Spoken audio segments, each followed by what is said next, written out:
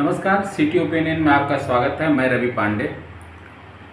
NDA सरकार फिर एक बार सरकार बनाने जा रही है। मोदी सरकार फिर तीसरी बार बनने जा रही है। ऐसे में सामाजिक क्षेत्र में क्या बदलाव होंगे, समाज में पूर्व में जो है समाज हित में, सर्व कल्याण के हित में क्या खामियां रह गई, आइए जानते हैं, समझते हैं समाज सेवा से क्षेत्र से जुड़े हुए लोगों से उनकी राय और उनकी उम्मीदें। भाजपा की सरकार जो है फिर तीसरी बार जो है अपनी सरकार बनाने जा रही है। कल शपथ ग्रहण है, तो ऐसे में जो है समाज सेवी वर्ग जो है, जो समाज के लिए, क्षेत्र के लिए अपना सहयोग दे रहे हैं, वो क्या अपेक्षा और क्या उम्मीद कर रहे हैं? सर्वप्रथम आईकर न्यूज़ को बहुत बहुत धन्यवाद कि आप यह प्रश्न एक व्यापारी वर्ग से पूछ रहे हैं। माननीय मोदी जी से पूरे देश को बहुत अपेक्षाएं हैं और कमोबेश उन्हीं अपेक्षा की वजह से प्रधानमंत्री जी कल पुनः प्रधानमंत्री पद की शपथ ले रहे हैं। देश के अलावा पडरौना में काफ़ी जो है पिछड़ा हुआ ये क्षेत्र माना जाता है और उद्योग से संबंधित, क्योंकि कृषि ये प्रधान अपना वो क्षेत्र है। किसानों की समस्याएं हैं, छोटे छोटे मजदूर भी होते हैं, उनके लिए जो है, जैसे आपने देखा होगा कि कमल राज का जो है वो चलता था, बीड़ी चलता था, उद्योग छोटे छोटे, आनंद बीड़ी चलता था, तो छोटे छोटे उद्योग था, तो यहाँ पे खुशहाली थी, उस सस्ती के ज़माने में खुशहाली थी। तो मोदी जी इस बार तीसरी बार सरकार बनाने जा रहे हैं, तो ख़ास तौर से पडरौना के लिए क्या करने जा रहे हैं? पडरौना क्या, हमको लगता है कि उत्तर प्रदेश या पूरे देश में व्यापारी वर्ग के लिए, उद्योग के लिए और अपने व्यापार के लिए भाजपा ने बहुत सारी व्यवस्थाएं कर रखी हैं। छोटे छोटे लघु उद्योग के लिए या व्यापार के लिए उन्होंने मुद्रा स्कीम की शुरुआत काफ़ी पहले की थी, जिससे काफ़ी व्यापारी लाभान्वित हुए हैं। और मुझे लगता है कि लोगों को जानकारी का कुछ अभाव है, जानकारी होने पे हर व्यक्ति उसका अधिक से अधिक लाभ ले सकता है। सबका साथ सबका विकास का एक विजन चला था जी, वो विजन कहाँ तक सफल रहा पूर्व के कार्यकाल में, और क्या कमियां रह गई, क्या इस कार्यकाल में उसको जो है सुधारा जा सकता है? उम्मीद है आपको? मुझे लगता है कि हर चीज़ में सुधार की गुंजाइश पूरी रहती है। हम किसी भी चीज़ को एक लेवल तक ले जाते हैं, उसके बाद भी उसमें सुधार की गुंजाइश रहती है। कोई भी चीज़ जब पूरी हो जाती है तब हम उसमें तय कर पाते हैं कि इसमें क्या चीज़ बाकी रह गई है। और निश्चित रूप से मोदी जी का ये कहना है कि हम अगले 5 साल को पिछले साल के बनस्पत और ज़्यादा मुखर रूप से और अच्छे से उसमें योजनाएं अपनी लाएंगे।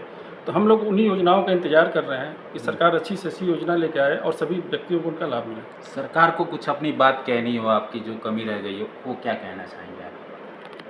भी सरकार से हम लोग की, व्यापारी वर्ग की यही अपेक्षा है कि हम लोग के ऊपर जो टैक्सेशन है उसमें सरलीकरण किया जाए।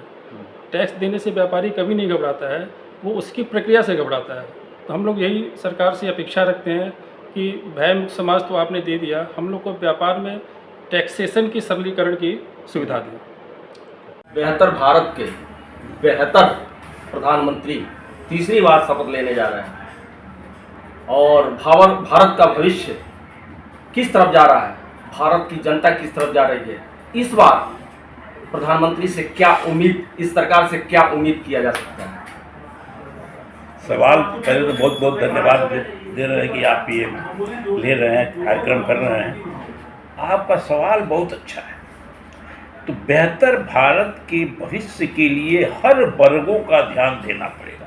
किसी एक वर्ग का, चाहे उच्च वर्ग हो, मध्यम वर्ग हो, निम्न वर्ग हो, सबका ध्यान, सबकी आवश्यकताओं की, सबकी ज़रूरतों का पूरा ध्यान देना पड़ेगा और उसको क्रियान्वित करना पड़ेगा, तभी बेहतर भारत का भविष्य होगा।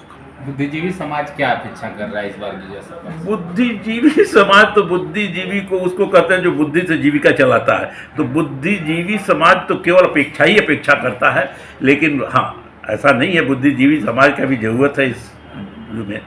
तो बुद्धिजीवी समाज अपनी सुविधाओं की अपेक्षा करता है, अपने से नीचे के समाज की सुविधाओं की अपेक्षा नहीं करता। पडरौना का नाम देश के प्रधानमंत्री मोदी जी और अमित शाह जैसे जो है व्यक्तित्व जानते हैं, लेकिन पडरौना की जनता को क्या उम्मीद है कि इस शासनकाल में मिलेगा? किसी भी क्षेत्र का, किसी भी जिले का, किसी भी राष्ट्र का विकास उद्योग और कृषि दोनों के मिला के हुआ है। ये मोदी जी आदरणीय अमित शाह विधि विधान से जानते हैं, लेकिन कभी भी उन्होंने पडरौना के विकास में कोई उद्योग स्थापित करने का कोई काम नहीं। पुराने जमाने का 1932 का 1906-8 का चला आ रहा है, उद्योग चला आ रहा है। क्या गन्ना चीनी मिल सब जर्जर हो गए, सब काफ़ी बंद हो गए, कुछ एक दो नए लगे हैं, लेकिन उसके अलावा कोई उद्योग ही नहीं है। तो चीनी मिल को उद्योग नहीं माना जाना चाहिए, वो तो कृषि से आधारित उद्योग है। वजह क्या और उम्मीद आने वाले जो है आने वाले समय में मेरा ये कहना है कि यहाँ की जो प्रतिभाएं हैं, यहाँ के काम करने वाले श्रमिक हैं, सब बाहर भग चले जा रहे हैं, उनका घर सूना पड़ता जा रहा है। यहाँ पे उद्योग स्थापित, जनप्रतिनिधियों को भी वजह मानते हैं या फिर सरकार को? जनप्रतिनिधि तो कड़ी हैं, जनप्रतिनिधि कहें कि साहब यहाँ उद्योग लगना चाहिए, और बिल्कुल लगना चाहिए। और ये नहीं कि प्राइवेट उद्योग नहीं, सरकारी उद्योग लगना चाहिए, अर्ध सरकारी उद्योग लगना चाहिए। केवल प्राइवेट से निर्भर नहीं करता, प्राइवेट उद्योगों में सीमित है, सैलरी सीमित रखेंगे लोगों को, प्राइवेट उद्योगों में आरक्षण नहीं होगा। सरकारी उद्योग में तो कम से कम गरीबों को भी, पिछले जातियों का भी कुछ मिलेगा। तो सरकारी उद्योग लगेंगे, प्राइवेट तो अपने आप उद्योग सह उद्योग के लिए एंसिलरी यूनिट की तरह आ जाएंगे। जनप्रतिनिधियों से बड़ी उम्मीद है, अभी जो चयनित हुए हैं, मैं आशा करता हूं कि इस जनपद में उद्योग लगाने में अपना पूरा ध्यान देंगे। सरकार से इस बार क्या उम्मीद है, क्या मतलब वो कर सकते हैं? सरकार से तो हमेशा उम्मीद रहती है, बच्चा हम उनके शासन में हैं, उनके बच्चे हैं, उनसे उम्मीद नहीं रखेंगे तो किससे उम्मीद रखेंगे। लेकिन मेरा ये कहना है कि थोड़ा सा पूर्वी उत्तर प्रदेश पे भी ध्यान, उत्तर प्रदेश वैसे राष्ट्र के अन्य प्रदेशों को भी ध्यान रखे, लेकिन हमारे उत्तर प्रदेश में पूर्वी उत्तर प्रदेश का थोड़ा विशेष दर्जा दे और विशेष ध्यान रखें।